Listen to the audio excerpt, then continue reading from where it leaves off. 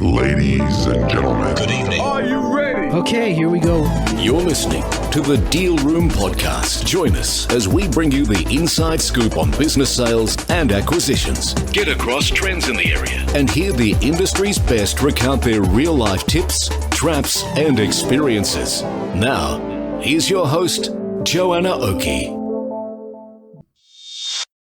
Hi, it's Joanna Oakey here, and welcome back to the Deal Room Podcast, a podcast proudly brought to you by our commercial legal practice, Aspect Legal.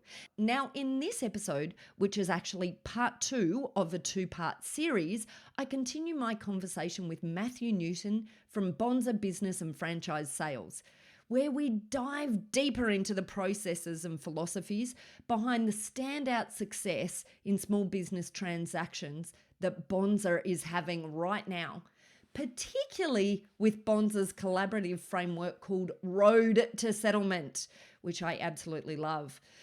Matthew leads a national team at Bonza that's innovated the sale process for SMEs, breaking down some of the traditional inefficiencies and bringing together brokers, sellers, buyers and advisors to walk the same path side by side all the way to settlement. And in this episode, Maddie and I talk about the road to settlement model and how it boosts deal completion rates. We're also talking about Bonza's marketing strategy and buyer engagement techniques. And finally, we touch on the unseen risks of DIY sales and the value of professional guidance. I tell you what, there are some interesting stories there, let me tell you. So whether you're selling, advising, or just planning ahead, this episode today is packed with insights that could save you time, money, and stress. So let's dive back in for part 2 with Maddie Newton. Let me ask you a question. Who's going to know more about the business? Me, who's been looking after on the market for a couple months, or the person who's been running it for 25 years? Who's going to know more about it? It's going to be them.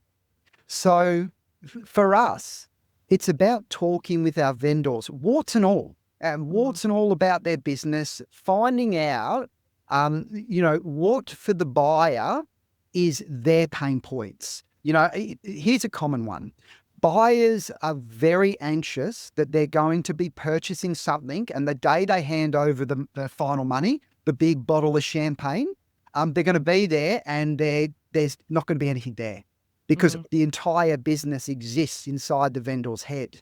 Now, what our approach allows to happen is that trust is there with the vendor, that collaboration is there with the vendor, and they know that they're going to be able to access that IP from them after the sale. So it doesn't come up as this complete unknown that they're never going to find out until they hand over the full funds. To be honest with you, often it doesn't even come up anymore because we have fostered that trusting environment. Now, don't get me wrong, we identify things that absolutely must be withheld until settlement, and we make sure, you call that the secret sauce. We make sure that absolutely is safely guarded and that it is there, and the buyers will only get access to whatever that is. It's different in every single business. That's also used to make sure that we keep driving through the sale as well, and to make sure we do get to a settlement. But we have good conversations with the vendors that if it doesn't fit within that, highly confidential area, there are some things that you're better off handing over and giving to the buyer, because building that trust is a bigger win than having one or two things that really can't do any damage to you being known by someone else. It's interesting because we started off talking about, the importance in understanding the difference between the larger transaction environment and perhaps the small business transaction environment. And the issue being when there was, using mechanisms in the larger business environment in, the smaller transaction environment. This is actually one of the interesting areas where it's actually the inverse. So I'll tell you why. Because in larger transactions, so in our mid-market transactions, what is usual is that there is a very high level of connection between the management team of the seller and the management team or the acquisition team of the buyer, right? There is actually inherently a lot more closeness than I see in that SME, smaller business transaction space. And so it's interesting. That is one area where actually the approaches of the larger business environment should probably filter through and change the approaches in the smaller transaction environment. And it's just fascinating that those two environments operate differently in that respect, right? Where what you're saying is the inside is keep the parties close together and let them, walk this road to settlement together. Correct. We actually, although we do transact in that small medium space, we do work in larger deals as well. And we had a decent sized deal that looks like it's $3 million. And we noticed that this same road to settlement approach was actually the right one for this as well. There was a bit of a concern around the buyer wanting to know who the clients and who the customers were. Any buyer in the world will turn around, I want to see it. And that's generally where the deal will end, because you don't want to give any information through to the buyer. We fostered a really good relationship in our deal because we use this approach. This buyer was, looking at purchasing multiple outlets. When they came through on this particular deal, though, we gave them a bit more than anyone else, but I knew their motivation. I knew my seller's motivation, and I also identified what was really unique about this business and why this purchaser needed it so much. Once the deal was inked and done, he actually turned around and said that our model was the best that he's ever seen. And check this out of all the deals that he did as well, he was the only one where he couldn't negotiate a lower price point after the deal. And the reason being, it was the only deal that he did that wasn't based solely on numbers.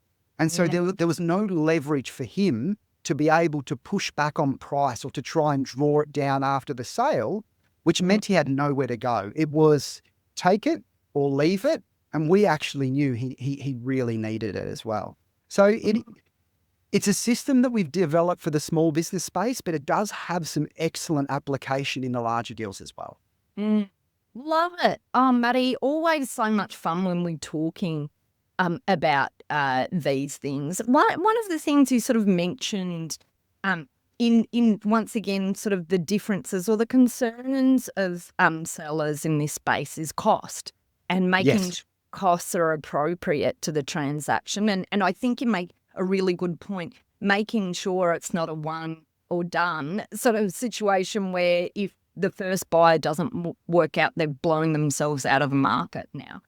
Because the absolute critical point in that is that buyers can be there and then suddenly disappear at some point for many different reasons. Yeah. But what does that mean then? How do sellers control cost in a sale? What does that look like? What are the decision points for them as they're heading into a sale? Well, I mean, first of all, you've got to look at our fees. So that's one point. We do everything we can to keep our marketing fees as low as possible, but at the same time having maximum reach. Our end of sales fees as well is extremely competitive, if not one of the lowest in the marketplace. But that ties back to our systematic approach that allows to do it. But that aside, there's obviously costs involved once you're on the market. Those costs can be legal fees as well. They can be speaking with your accountants. They can have tax implications post-sale, organising documents. There's multiple areas where costs can be involved. And of course, the risk of losing staff when you're on a market is always extremely high on everyone's mind. But what we do is we don't go to that contract until we have a really high level of certainty from both buyer and seller that's going to go ahead. And what we look out for is from buyers forward momentum. And we educate our vendors completely around this. There's no point progressing someone through to a contract if every time that we try and speak to them about the sale, it takes 2 weeks to get a simple answer back. That's not that forward momentum that we're looking for. We need to see those buyers just as eager to purchase the business as the seller is to sell it. Otherwise, we'll end up in fees with no results. If there is, example for you, condition of finance, what we want to see is a lot of headway from those buyers into how far along they are in receiving that finance. A big, I guess, roadblock in a business sale is a buyer who is speaking with someone about the finance who gives them this amazing rosy coloured picture of what they're able to obtain. Yet when they're in the application process, 6 weeks later, they find out they could never have got the finance in the first place. So for us, we put a little pause on the actual contract and inking the deal in place until we've got a lot more education and information about how that finance is being procured and how it's going to apply to the deal. Is it going to be buyer side heavy? Is all of the equity going to be in personal assets? Are we going to look at a lend that is going to be focused on the business sale and what that business can produce over the next couple of years? Is it a combination of both? Is the buyer only talking to a mortgage broker that doesn't actually know how to structure a business sale? Those sorts of, they seem like small little points, but if you don't ask those small little points, you won't find out until there's a legal bill, an accountant bill in place. I mean, we prefer to find that out before we go down that road. Oh, absolutely. We all do, Maddie. You're absolutely right on that, 100%. So we've talked about sort of that listing process. Like, let's come back to then finding the buyers. Yes. Once again, obviously critical for a business sale that we actually have a market of buyers. Like, how does Bonza approach that? And how does Bonza approach, getting the reach that's required? Obviously, we want to reach as many potential buyers to find that perfect buyer in there. Yes. So talk to me about the Bonza perspective. Well, I guess a couple points. So number one, we've seen a huge shift in who the buyer is since COVID. So, typically before COVID, a broker would be sitting there and, they'd see a name come through or a buyer come through that wasn't from the same town, wasn't from the same state. And, they could often be disregarded as someone who was just looking. Since COVID, though, the entire ethos of the Australian population has changed. We're having the largest interstate sort of migration that we've ever had. So we're now actually looking for buyers where before you would consider them to be a poor buyer pool because it truly is who we're selling to. So that's number one. Number two, the business sale market, unfortunately, isn't as simple as the real estate market. Real estate market, you've got two options. You've got realestate.com, you've got domain. So as long as you're on those two, you're fine. Everyone will see your house. In the business sale market, though, there is upwards of 10 different platforms. And we've noticed with all the data that we collected that there is buyers who will start looking at 3 to 4 of those websites, of those, business sale specific platforms. But then what they do is they slow down to their preferred platform. And then they will only be looking on that one platform for the next 6 to 12 months. Now, if you're not advertised on all of them, the chances are that one particular buyer who was the perfect fit just will never see your ad and you will go without a sale. So for us, we want to market far, we want to market wide, and we want to market on as many places as possible because we realize in a business sale, especially if we're expecting these buyers to work 40 hours in the business, 20 hours, 15 hours, it's really, really important that they're going to be able to see the advert. So that's probably our main approach is far, wide, but extremely cost effective for them as well. Love it. Absolutely love it. So talking about first-time sellers, which I think a lot of the Bonza vendors are first-time sellers, aren't they? Really, like most of them are. That Yeah. we. it's for even very experienced business people, quite often that concept of sale only actually happens one time in the your lifetime with the business, because they've started the business and they've run it for so many years, and then they get to this end point of retirement or moving on to the next thing, whatever it is. But what are the things that you guys do to educate sellers, and what do you think the things are that sellers maybe don't understand about business sales, that it's like the blind spot for them, that they don't even realize they're missing? Yeah. What I might do, but normally I step back. I'm actually going to zoom in a little bit here, because there's 1,000 of these little things that we have. We noticed it would have been about 18 months to 2 years ago. We have a lot of our vendors that wanted to go to market walk in, walk out. You've heard the terminology before. I've heard it before. Everyone says it. And walk in, walk out, can we market it? That's what we want to go with. Now, then a very, very important reason why we advise our vendors not to advertise walk in, walk out is, number one, the buyers for their business actually will need them. They will need them for anywhere from a couple of weeks to a month or two after the sale, because that IP sits up here. It's not in this huge infrastructure that sits there. But there's a more tangible reason. When buyers go to Google, walk in, walk out, Google will present them with news articles and stories about the American market. And the first 3 pages of Google is, buyer beware, do not buy, walk in, walk out. It's a trap. It's a trap. And so there was a lot of businesses that were marketed as walk in, walk out.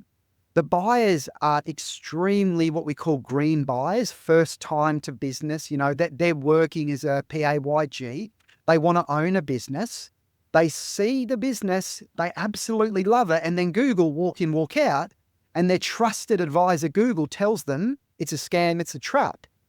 So there is thousands of little things like that you need to be aware of in this small business space, that these green buyers, that's how they're going to be getting their information. So that's what we do.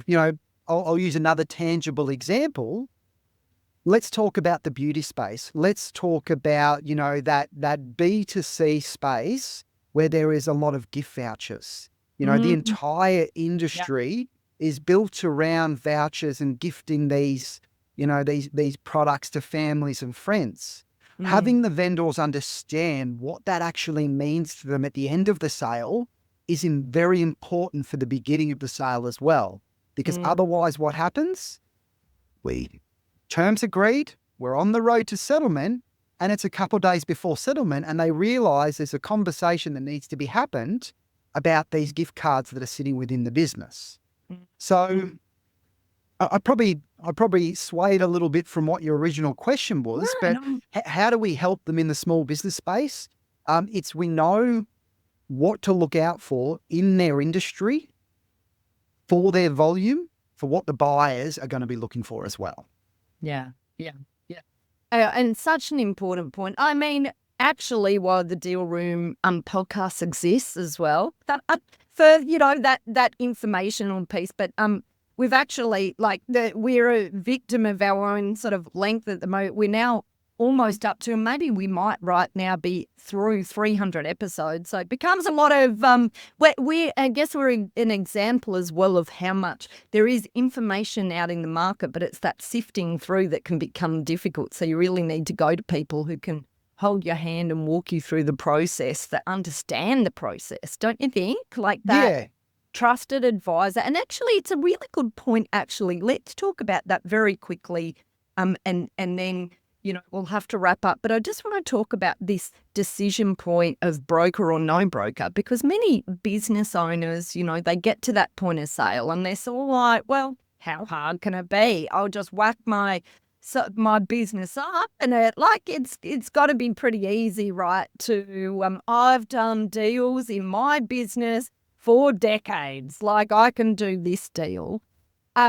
I've seen a hell of a lot of war stories in that space, and I see the true benefit of having an advisor as your broker holding your hand and walking you through the process and helping you to work out, that negotiation point, help keep you away from the emotion of that deal, because, sellers just can't help it. They're, of course, emotionally connected to what that deal looks like. Can you talk to me about some of if you had any sellers come to you where they've given it a go themselves and they've come to you with sort of, some examples of some issues they've had in the past and why they've come? Yeah, well, a lot of our vendors, Joe, a lot of them, they give us a call because they have been on, we'll say, the market. They've been trying to sell their business for 12 months, 18 months, 2 years, and they finally found a buyer, and then they thought the deal was done. Because what, unfortunately, they don't know is they don't understand that the hard work comes after you've agreed on a price, not before.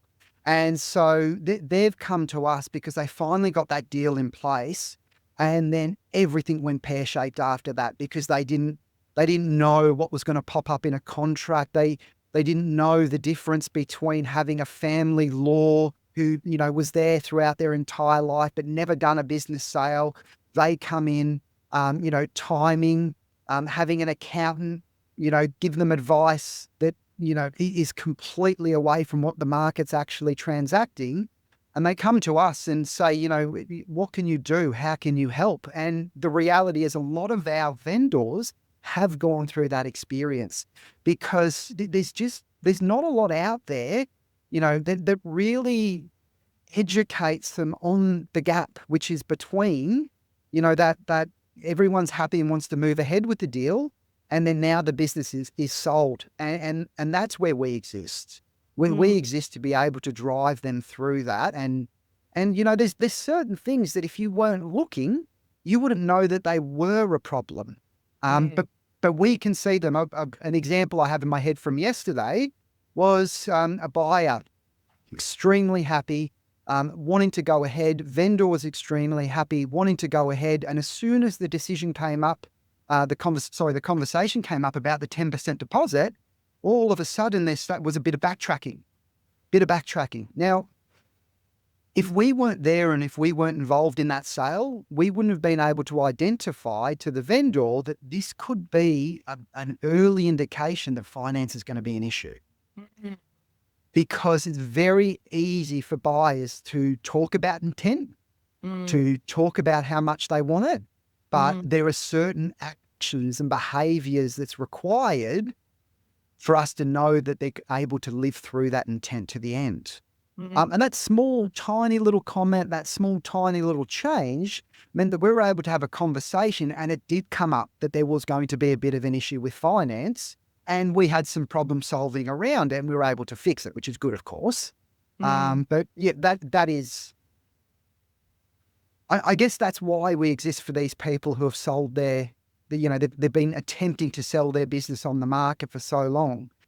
The other aspect to it is as well is, we can speak to up to 20,000 people at a given time that aren't in the market for buying businesses and aren't ready. And how on earth, if you're running your business for 40 to 50 hours a week, how on earth are you going to speak to those people, and how on earth are you going to know which ones are true buyers and which ones aren't? It's next to impossible. So you need to have someone there that's at least able to filter through the noise to be able to find the one that is going to buy the business. Totally agree with you. Couldn't agree with you more, Maddie. On everything we've talked about today, as I started off the discussion, we're so aligned. And look, we just love working with you guys. I just think it's a real joy to work with you guys at Bonza, not just because we're aligned in values, but also we're aligned in process. Like we both, I think we just appreciate the importance of systems and processes in making things work. Do you know what else I love about you guys as well is it's not about, and I've experienced with this on so many deals as well, it's not about this is how it has been done in the past, so it has to be done this way. with you form part of that team as well, and you'll form part of that collaboration. If we remember, what is everyone here for? They're here to sell their business. We can't lose sight of that. And if something comes up in the contract, it's not about you can't do it. It's not going to happen because, point 1.326 says it this way. We actually have a conversation about it. We actually have a conversation with the vendor and go, this is the risk. What do you want to do about it? Do you want to see if there's ways that we can minimize that risk? Is it a breaking point? And I love the fact that we can talk about it with remembering that we're all here to try and get a business sold. And it's as silly as it sounds, that's missing in a lot of deals. It really is. Well, no, I think you're absolutely right. And actually, some of, the most fun conversations we've had, and we've had a lot of fun conversations, Maddie, but are on those deals, when we've spoken to each other, it's like there's a problem and we're like, right, that's it. What's the ways we can solve this problem together? And that's what it's about, like these deal teams, like really, truly working together to, okay, like let's brainstorm it together and see. And like some great ideas have come out of that brainstorming together, but you don't get that with advisors working in silos, right? Like that's I remember, this is going back a couple of years now. I remember that deal, which it wasn't going ahead, not happening. No one, everyone's pens down until you and I, we put our heads together and we came up with this new tiered releasement structure in the trust that was going to be dripped out to the buyer. Right. Yes. And it was something that we'd never seen it. We researched, it had never been done, and we just had a look at it and we're like, hold on. That's actually going to fix the problem. It's going to protect the seller. It's going to make everything work. So we actually created this little bespoke mechanism purely for that deal. Yeah. And it's just such a joy when you can do that. It's like, that was just like such a delightful seller and a delightful buyer. Like it was just one of those deals you just wanted to make sure got done. It's stuff like that really juices me, Maddie. And I just think that is the absolute power. And I guess the thing for us to leave this discussion, it really is the absolute power in making sure like you've got that connection in your deal team and that it's all running together on that road to settlement, Maddie. That's what it is. Absolutely. Well, look, it's been an absolute pleasure, Maddie, Thanks, Jo. with you here on the podcast, in addition to riffing in many instances over the past years. But we just love the work you guys are doing at Bonza, and we just think you're making such a brilliant mark in the space. It's just so exciting to watch this growth, because that's another thing we've seen over the years, Maddie, this growth of you guys at Bonza, and it's just like such a joy. We love working with you, and just like thanks for coming on the Deal Room podcast, because You're welcome anytime, Jo. Excellent insights, I think, for small businesses as they're planning. Now, before we go, Maddie, it would be amiss of me if I didn't ask, how can our listeners contact you? We've got loads of, accountants who deal with sellers and buyers. We've got buyers and sellers who listen in. How do they get in contact with you and the team at Bonza? Probably the easiest way would be to go to our website at bonzabfs.com.au. You can ask to speak with me, Maddie. If you want to look at listing your business, have a chat with our listings team. You can have a chat at our broker team as well. You can email me. Really, anyone in this space, we'd love to hear from you and love to help you through your business sale journey. Love it. Maddie, you're an absolute legend. Hey, thanks, Jo. You have yourself a fabulous day, and thank you for joining me on the Deal Room podcast. You have a good one. See you, mate. Bye. Well, that's it for this episode of the Deal Room podcast. We hope you're now primed for your next deal with these pointers and have enjoyed these fascinating insights. Now, if you'd like more information about this topic, then head over to our website at thedealroompodcast.com, where you'll be able to download a transcript of this episode, as well as access any contact details and any other additional information we referred to in today's podcast. Now, if you'd like to get in contact with our guests today and the services they offer, you can go ahead and check out our show notes for a link right through to them and their details. You can also book in directly with our legal eagles at Aspect Legal if you'd like to soundboard your next steps, discuss a legal question, or find out more how we can assist, whether that's with buying or selling a business, or perhaps somewhere in between. Now, don't forget to subscribe to the Deal Room podcast on your favourite podcast player to get notifications whenever a new episode is out. We'd also love to hear your feedback, so please leave us a review and rating if you're already one of our subscribers, or even if you're listening to this podcast for the very first time. Every review helps our team produce valuable content for you. Well, thanks again for listening in. You've been listening to Joanna Oakey and the Deal Room podcast, a podcast proudly brought to you by our commercial legal practice, Aspect Legal. See you next time. Ladies and gentlemen. That will conclude this evening's entertainment. Thanks for listening to the Deal Room podcast. To find out more about this episode and other episodes in the series, check out the show notes or head over to our website at thedealroompodcast.com.au.